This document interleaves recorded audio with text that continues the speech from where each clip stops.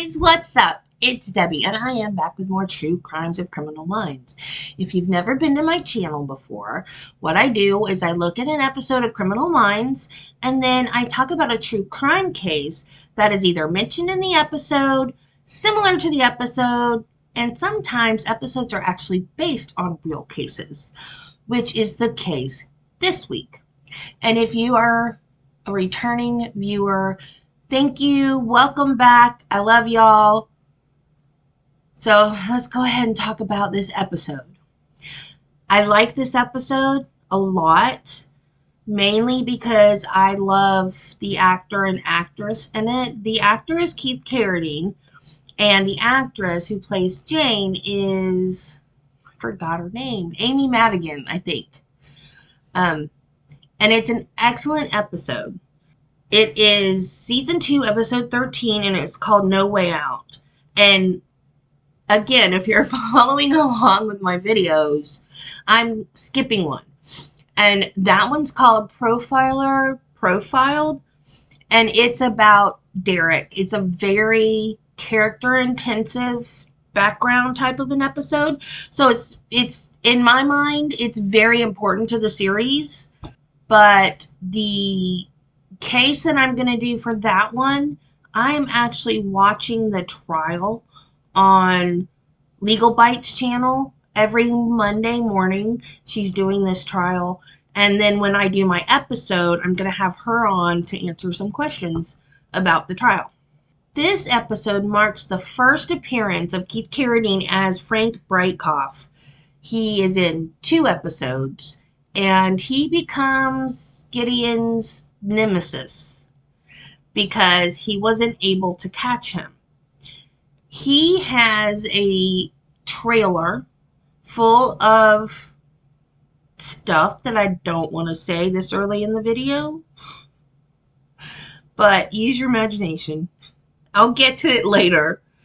It had a mirror on the ceiling, and every year he would go back to visit Jane. Jane was his very first victim, and he did not kill her because she wasn't afraid of him, and he needed that fear.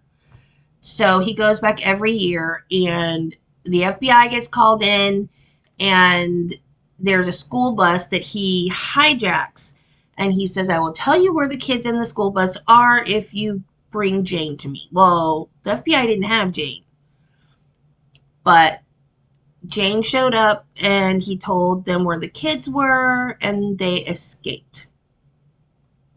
So this is Gideon's white whale, and he will show up again later in the season. Okay, I didn't know this. This, thrilled me no end. Paget Brewster, I adore Paget. She plays Emily Prentiss. When she saw the script of this, she's a true crime fan. I didn't know that. But when she saw the script, the first thing she said is, this is based on David Parker Ray. Now, the producers, they cited somebody else, and I cannot find that reference again. I saw it once, and I didn't write it down. My bad. But the producers say it's not based on him, but it is, the similarities are chilling. So I think it might be a combination of him and the other person.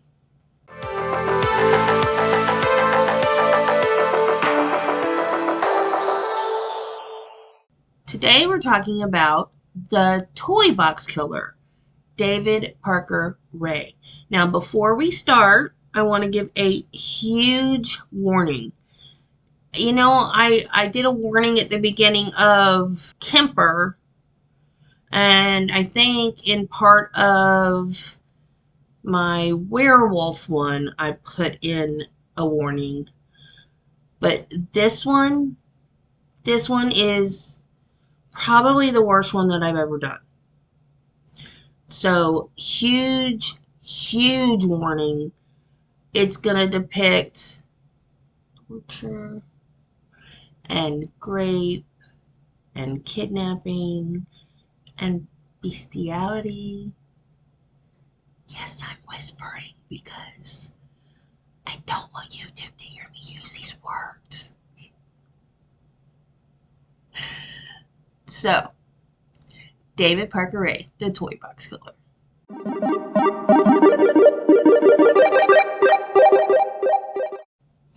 Quote, be smart and be a survivor. Don't ever scream. Don't talk without permission. Be very quiet. Be docile and obedient, and by all means, show proper respect. Have a nice day. End quote. This was the very last thing said on a 40-minute audio tape that David Parker Ray made for his victims. He kidnaps these women, drugs them, they wake up tied down, and they hear this tape. It reminds me of Saw. It's crazy. Can you imagine? You just wake up and you're in a strange place, tied down, you can't move, and then you hear this maniac talk to you for 40 minutes. The tape was a recorded how-to monologue to instruct them on how they should act and what was going to happen. He told them everything he was going to do to them beforehand. This man was so sick. So the tape was meant to wear them down psychologically. He bought a semi-trailer and outfitted it with sex toys, surgical instruments, a gynecologist chair, chains, pulleys, straps, spreader bars, syringes, and diagrams of the human body. There was also a fur-lined coffin and a mirror on the ceiling so they could watch their own torture. He also soundproofed it, and he paid over $100,000 for his toy box, he called it. Now, I wasn't 100% sure what spreader bars were. I thought it was where they put the bar between your arms, like to hold you back like that. But no, not this spreader bar. This spreader bar is different. It is a long pole with cuffs at each end and 2 cuffs in the middle. So that they are in this kind of weird hunched over position. And Ray was a mechanic, and he was very crafty with tools, and he made his own tools for work. But he also made things for his toy box. And he made a spreader bar that had an extension on it that went so far apart that their hips would actually pop out of joint. This man makes me nauseous just thinking about it. He lived in Elephant Butte, New Mexico. I watch Bailey Sarian's video on this guy, and she's like, it looks like elephant butt, but it's Elephant Butte. So, Elephant Butte, but whatever, New Mexico. It's a town on a man-made lake in the desert. This area is a huge retirement area because of the warmer climate. And unfortunately, for some reason, it also has a lot of drifters, sex workers, and drug addicts. They were the ones that were David Parker Ray's victims. And there is this bar that he liked to go to hunt. And it was called the Blue Water Saloon. And it was in Truth or Consequences, New Mexico. So that's where he went to pick up his victims, which were usually sex workers. Now, if you're wondering about the name, the residents call it TRC. They don't say the whole Truth or Consequences. But back in the 50s, there was this game show called Truth or Consequences. And apparently there was some kind of contest or something to rename a town. And the town of Little Hot Springs, New Mexico won the contest and became Truth or Consequences. So that is the name of... They're like sister towns. There's like one here and one here. They're all in like the same area. There's a man-made lake, reservoir with a dam there, and state parks. And it's a very pretty part of the country. And I've learned so much about Truth or Consequences by doing this video that I really want to go there now because it just sounds fascinating. Quote, I get off on mind games. After we get completely through with you, You're going to be drugged out real heavy with a combination of sodium pentothal and phenobarbital. They are both hypnotic drugs that will make you extremely susceptible to hypnosis, auto-hypnosis, and hypnotic suggestion. You're going to be kept drugged a couple of days while I play with your mind. By the time I get through brainwashing you, you're not going to remember a effing thing about this little adventure. End quote. That was also on the tape that he made the girls listen to. He told them that he had accomplices, that he wasn't doing this alone, and he also told them that he was playing a torture game. The tape also instructs the victims to refer to him as master and his girlfriend Cindy as mistress, and not to speak unless spoken to. And Cindy was not only his girlfriend, she was also his accomplice. Anytime I hear about a woman being accomplice to a man who's doing sex crimes, I can't even wrap my head around it. Like, why would you let your significant other go out and do that to other women? I'd be out of there. I don't get it. David Parker Ray was born on November 6, 1939 in Belen, New Mexico. He had one sister, her name was Peggy, and his parents divorced when he was about 10 years old. He and Peggy were sent to live with their grandparents, and by all accounts, his grandfather is described as being a disciplinarian, meaning very strict, and David got beaten when he broke the stringent rules set by his grandfather. His father remained in his life, which you would think was a good thing, but he would visit off and on, and he would bring David, who was a young teenager at the time, porn magazines depicting BDSM. He developed an interest in BDSM at a young age due to those magazines. He used to make drawings, and some of them were kind of a lot, like pornographic and torture, and his sister found them, and so they had a falling out over this. And then his grandmother died, and he and his sister were split up. I could not find where they went, but apparently they were sent somewhere separately after their grandmother's death. In high school, he was bullied because he was shy around girls. And around this time is when he started abusing drugs and alcohol. But he joined the Army and got clean after high school, and he became a mechanic. He was also honorably discharged, so by all accounts, his Army life was pretty normal. When he got out of the Army, he moved to Elephant Butte, Arizona, where he got a job as a maintenance man for the New Mexico State Parks Department at Elephant Butte Lake State Park, which I think is the largest state park in New Mexico. This is where he met Cindy, they called her Cindy Hendy. I bet she hates her parents. Well, I know she hates her parents. I'll get into that in just a minute. Cynthia, she had a rough life. She was born in 1960 in Everett, Washington. She had an alcoholic mother who was a bartender. She was abusive, and she would let the kids go hungry. When Cindy was a little girl, she would witness her mother's boyfriend, Dick, abuse her. What an apt name for an abuser, Dick. When she was 8 years old, her mother married a different man. And when she was 11 years old, her stepdad crawled into her bed. And he was able to convince her mom that he was drunk and mistook that bed for theirs. Yeah, right. And her mother, of course, took her husband's side, as they do, and kicked her out of the house when she was 12 years old. It just makes me want to hug the little girl that she was. Not what she became, but just the little girl that she was. I can't imagine how awful that is. So she originally started selling drugs for money because she was 12. She didn't have any skills, or, she wasn't even old enough to get a legal job. And then later she moved on to prostitution. She had 3 kids by 3 different men.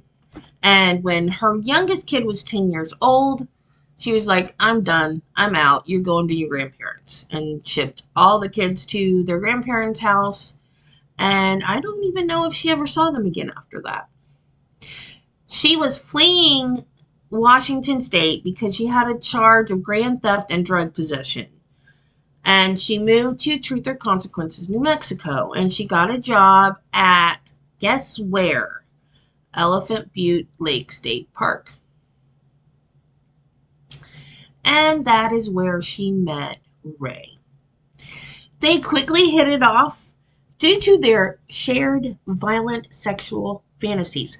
How do you bring that up in a conversation? I mean, seriously, what do you just say? Oh, hi, I'm Ray. I like to kidnap and torture women. Like, what the heck? How do you bring that up?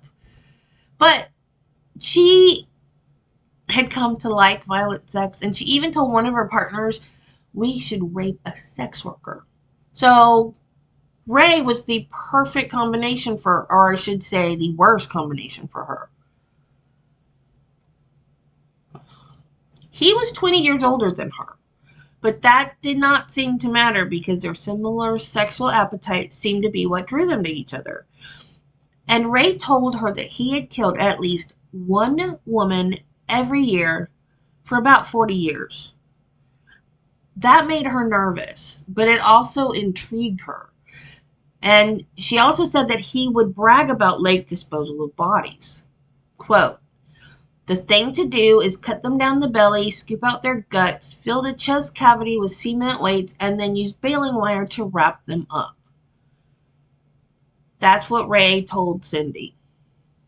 And Cindy told the police, quote, I had no remorse at the time. It was like slow motion. I don't think I had any feeling one way or the other, end quote. When they were caught and authorities asked Cindy if she was involved, she goes, no, sort of. Sort of. She tried to downplay her involvement by saying that she would help abduct the women and watch, but that was it. She was much, much more involved in that, and she even participated. Ray, not surprisingly, was married and divorced 4 times, and he had 2 daughters. Now, some sources I read said he only had 1, but I think, like, I can't even find the other daughter's name, and it kept saying there were 2 on some sites and 1 on another, so I don't even, she may not even exist. I don't know if he had 2 daughters, but if she does exist, she probably just wants to be away from all this, like not be labeled a serial killer's child or whatever. So, I don't know. If anybody knows, let me know, because I'd be curious to know. So, his daughter, Glenda Jean, they called her Jessie, Glenda Jean Ray, she was also one of his accomplices. No. Just no. And he had another accomplice that was a former business partner, and his name was Billy Bowers. And it is believed that Ray killed him as well. Another accomplice, he had a bunch of accomplices. Another accomplice was Jesse's boyfriend, Dennis Roy Yancey. Now, in a couple of the things that I watched, it was said that Dennis Roy Yancey was a Satanist, as well as David Parker Ray. There is a sign in the toy box that says Satan's Den, but I could not find any specifics about the Satanism. So that's another thing that I'm not sure if it's really real or not, because I couldn't find a whole bunch of corroborating statements.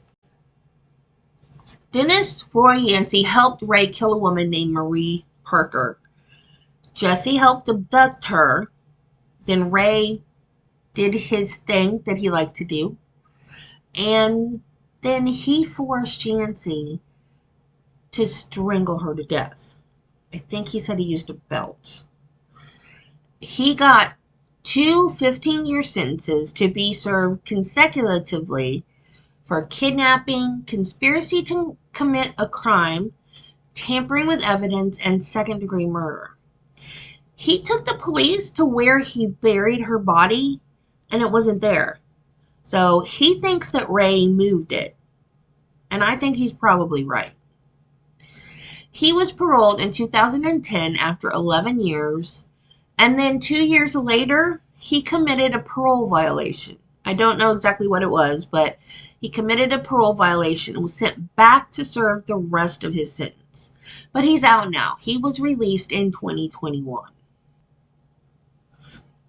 It is believed that Ray killed 60 to 100 women from 1950 to 1999. He kept detailed diaries of each woman and the things that he did to them. He also videotaped everything. People, do not. If you're going to commit a crime, well, first of all, don't commit a crime. But if you're going to commit a crime, don't write about it in your diary and film it. Because you're going to get caught if you do that. Okay, I told you about the homemade tools. He made like a pillory. You know, like a pillory is like the thing back in the olden times where your head and your hands were through the thing and you were in the town square and people could mock you and throw things at you and whatever. Well, he made a homemade one. I can't find a picture of it. I don't really think I want to see it anyway. But what it did, it put the girls in the best position that he wanted for them. And he also, this part is so awful, I don't even want to say it. Would let the dog do it, as well as his friends. Can you imagine? That's animal cruelty. He would even put gravy inside of them and let the dog lick it out. Okay, I'm done. We need a palate cleanser after that. We need a cute picture of a puppy or something. On February 21st, 1999, Angelica Montano, a neighbor of Ray's, Cindy had told her to come over to get a box of cake mix. And in a lot of the stuff I read, it said she went over there to borrow a box of cake mix. And I thought, that's kind of weird. Like, when you go to borrow something, it's like eggs, sugar, flour, milk, because everybody has that. Those are staples, right? Who has cake mix every single day sitting up? Like, you wouldn't just go over and be like, can I borrow a box of cake mix? But then I read in another one that Cindy had actually told her to come get it. So Cindy lured her to the trailer. He kept her for 2 days doing the things that he does. Then he released her. And she went to the police, and they did not believe her because they said it was too outlandish of a story. On March 19th, Cynthia Vigil was hooking in a parking lot when she was approached by Ray. He showed her a fake badge. So this was his ruse. Either he would pretend to be a potential John, or he would pull out this fake badge and say they were being arrested for solicitation. So he showed her the badge and told her that she was under arrest. And then he handcuffed her. I think she said he put a bag over her head too. And then took her to his house. And so there was also stuff in the house. Like, there were pegs on the wall. And there were straps and pulleys and handcuff, all that stuff in the house too. And there was a bed in the middle of the living room. So she was strapped down to this bed. And she was there for 3 days before she escaped. What happened was, when Ray left for work, she noticed that Cindy had left the keys on a table in the room.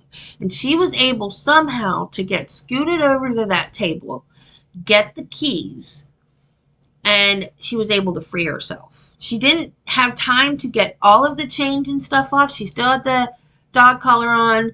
She still had some chains with padlocks on her, but she got enough off and got herself unstrapped from the bed that she could get up and move around.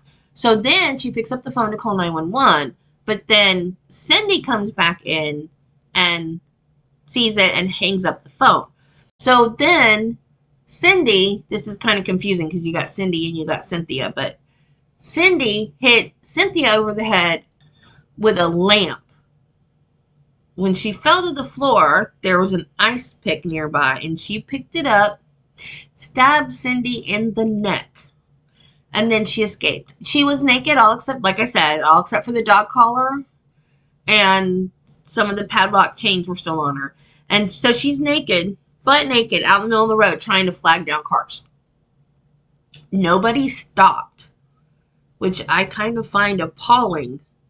Yeah, it's a weird sitch, but obviously the woman needed help. So she was finally able to go to the nearest house and ask for help. And this woman that helped her was an angel. She gave her a robe, something to eat. She called 911, and 911 actually was already on their way because of the hang-up call that she had tried to make from the house. Do 911, do they still do that? Like if a call gets dropped, do they go out and investigate? I don't know. Cindy said, quote, "The way he talked, I didn't feel like this was his first time. It was like he knew what he was doing. He told me I was never going to see my family again. He told me he would kill me like the others," end quote. In 1986, his daughter Jessie anonymously notified the FBI about her father, but there was no arrest because the tip was too vague to be investigated. She told him that he was abducting women and taking them across the border to Mexico and selling them into a human trafficking ring. And that's probably how he got the money for his toy box. So in this case, I don't know all the victims because they don't know how many victims. They can't even find the remains of any other victims. But one of the reasons why the women didn't come forward, because he drugged and brainwashed them. Some of them actually had no memory whatsoever of being abducted and raped. One woman in particular had no memory of being abducted but began having nightmares of being abducted. Her name was Kelly Garrett. Kelly was a former friend of Ray's daughter, Jessie.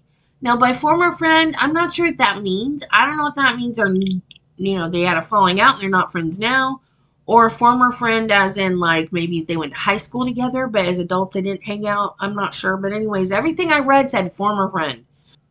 She was a friend of Ray's daughter, Jessie, and there was a bar that Ray frequented and where he got most of his victims, and it was called the Blue Water Saloon, and that was in Truth or Consequences, New Mexico. On July 24th, 1996, Kelly had a fight with her husband. In one source, they said that they were newlyweds, which makes this even sadder. So they had a fight, don't know about what, but they had a fight. She went out to the bar to play pool with some friends. And the way the article read, it kind of sounded like that was already a pre-planned thing. So, I mean, that could have been what they were fighting about. I don't know. But anyway, so she goes to this bar. She had one beer. And somewhere along the way, Jessie was able to drug her beer. I mean, I guess she knew her, so she, her guard was down. She didn't think that her friend or acquaintance or whatever was, going to put anything in her beer. And she only had one, so she couldn't figure out why she felt so, dizzy and not right. So Jessie offered to give her a ride home. Do you think that Jessie took her home? No, Jessie did not take her home. So Kelly accepted the ride, but she wasn't taken home. She was taken to the toy box. And after he was done with her, he slit her throat and left her for dead. Okay, so she recovered, but she had no memory of the incident whatsoever. And because of this, her husband believed that she was cheating on him, and he divorced her. What? Can you imagine? The person that you love, you want to spend the rest of your life with, and you go missing for 2 days, and they don't get upset and get in touch with the police and, oh, my wife's. No. He went just right straight to, she's cheating on me. What the heck? But you know what? Good riddance, because if he's going to treat her like that in the lowest moment of her life? He doesn't deserve her. That's freaking ridiculous. Ray was arrested in March of 1999, and they found all of his videotapes. They found so much stuff in that trailer. It was awful. But they found a video of Ray, and the girl had a tattoo, I think, on either her leg or her ankle. And it was a really unique tattoo. I did see it in one of the videos that I watched, but I cannot find a picture of it to show y'all. So they were able to identify the woman from the tattoo on her leg, the FBI. And this footage was so grainy, y'all. It was hard to make anything out. And the FBI was able to determine what that tattoo was, and they were able to identify her by that tattoo. I heard somewhere that there was a tattoo database. I don't know if that's everyone in the world with a tattoo or if it's just criminals with a tattoo. But either way, they were able to identify her by the tattoo. So they go to Colorado, because she moved to Colorado after her husband divorced her. They go to Colorado to talk to her about this. She doesn't remember a thing. Not one thing. And they show her the video. Can you imagine? You don't even know this happened to you, and then 2 policemen walk in your house with a VHS tape of you being... No. Oh, I can't imagine. That has got to be the most embarrassing, humiliating, embarrassing thing ever. I mean, I can't even imagine. So, because of that, and I hope she was getting some therapy, her memory started to come back. So she was able to testify against Ray because she was starting to gradually remember things. The prosecution wanted the cases to all be tried in one trial so that each story could corroborate the other, but the judge said no, and he severed the trials. Now, Ray was never convicted of murder. They had no proof that he ever killed anybody. They only had testimony from his accomplices that he told them. Now, Cindy does say that there were some fatal cases and that he dumped them in the lake. But nobody searched the lake. I mean, I guess they did like a cursory search, but they were talking about literally draining the lake to find these bodies. And then I think they decided that it would cost too much to do that, so they just didn't do it. And they've never found the bodies. And another blow for the prosecution was that the majority of the evidence found in the 1999 raid of his house and toy box wasn't allowed in Kelly Garrett's case because she was abducted in 1996, and they could not prove that he had his toy box and everything in it in 1996. So none of that was allowed to come in. So the toy box evidence was only allowed in Cynthia Vigil's trial. And the only thing I could find out about Angelica Montano's trial is that she died before it happened. Some sources say that she died of pneumonia. Other people say it was an overdose. I mean, she could have OD'd and been passed out and, like, aspirated and got pneumonia or something. You know, people when they're under the influence and they pass out, you're supposed to turn their head to the side so they don't choke on their vomit, you know? So, I don't know. I don't know why it's different in different sources. I think I found as many that said overdose as they said pneumonia. I also read somewhere that they used her deposition at trial. But I couldn't find any details about her trial. I don't even know if there ever was a trial for her because she died. Okay, so this man's trial, it seemed to me as I was reading it, I was like, this man's trial is cursed. The first trial started on March 28, 2000, and after jury selection, Ray had a heart attack and had to be hospitalized. Then it was postponed in order for police to investigate the murder of a woman in Colorado that was suspected to be one of Ray's victims. And the evidence on that case was very thin and nothing came of it. So now the trial is supposed to start in, I think it was November. And shortly after the start of the new trial, the judge died. And the trial couldn't resume until April of the next year. Like I said, this trial was cursed. The first trial was Kelly Garrett, and that trial ended in a mistrial due to a hung jury. 2 jurors thought that her story was unbelievable.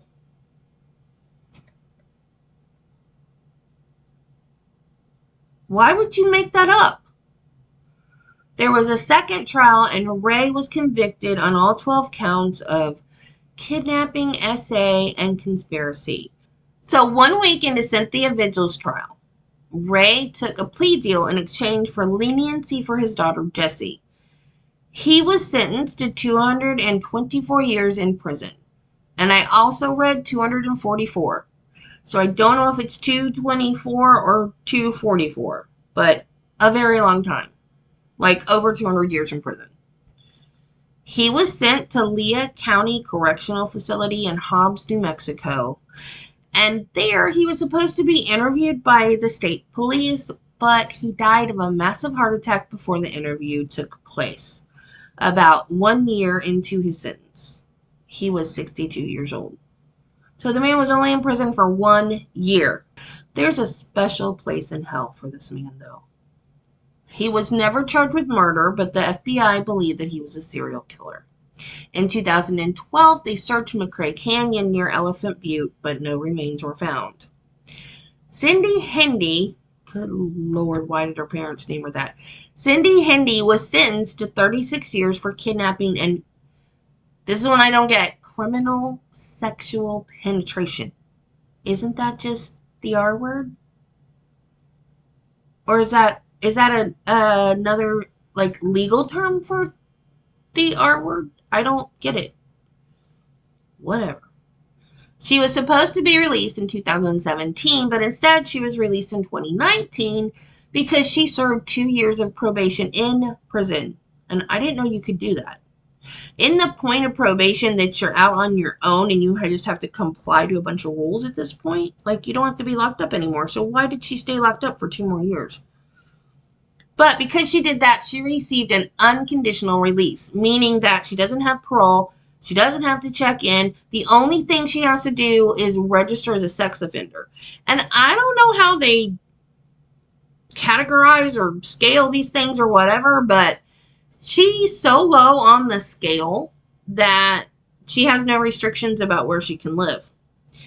And she lives in Hamilton, Montana now. And I read somewhere that she lives across the street from an elementary school and people are up in arms about it. But I don't know if that's true or not. Jessie Ray, because of the plea deal that her dad did to get her sentence reduced, she got 30 months jail time with 5 months of probation. So she's out now too. So all 3 of his accomplices are out. The FBI put Ray's toy box on display for the public in the hopes that it would trigger memories and more women would come forward. But it really just kind of became a morbid kind of a tourist attraction more than anything else. There's also a page on the FBI's website with pictures of some of the jewelry that he took for trophies. And they are hoping that someone will recognize some of the jewelry and come forward. And I'll leave that link down in the description. Cynthia Vigil later founded Street Safe New Mexico, a volunteer harm reduction nonprofit that works with sex workers and other vulnerable people on the street. Now, I wasn't sure what harm reduction was, so I looked it up. And it is used to decrease negative consequences of recreational drug use and sexual activity without requiring abstinence, recognizing that those unable or unwilling to stop can still make a positive change to protect themselves and others. So that's it for this week. And the next Criminal Minds episode is pivotal in Spencer Reid's character. So if you want to know what happens to Reid, it's actually a 2-part episode, and I haven't decided yet if I'm going to do 2 cases for each part or just 1 case for the whole thing. But if you want to know what's fixing to happen to Spencer, sub and click that bell for notifications. Give me a thumbs up. I really would appreciate it. It really helps out the channel when you like and subscribe and comment. And please share with your friends. And remember, be kind to people, love your family, and I will see you next time. Bye! And don't forget to subscribe.